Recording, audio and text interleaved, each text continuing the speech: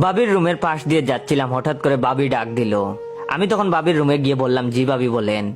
বাবি বললেন, আমার একটা ফেসবুক আইডি খুলতে হবে, তোর ভাই ফেসবুক বুঝে না, তুই কি ফেসবুক আইডি খুলতে পারিস? তখন আমি বললাম, জি বাবি পারি। বাবি আমার হাতে ফোন দিয়ে ফেসবুক আইডি খুলে দিতে বলল। আমি তার ফোন দিয়ে আইডি খুলছিলাম, হঠাৎ করে মাথার মধ্যে শয়তানি বুদ্ধি বড় করলো। তাই আমি বাবিকে বললাম, বাবি রেফারেন্স ছাড়া আইডি খোলা যাবে না। বাবি আমার মুখের দিকে তাকিয়ে বলল, রেফারেন্স আবার কি?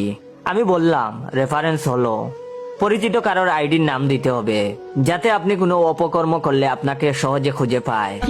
তখন বাবি বলল, আমি অত সব বুঝি না, যেটা ভালো হয় ওইটাই কর।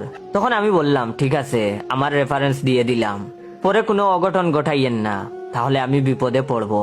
বাবির আইডির নাম দিলাম জয়ের বাবি। বাবিকে বোকা বানিয়ে আমার নাম দিয়ে আইডি খুলে দিলাম।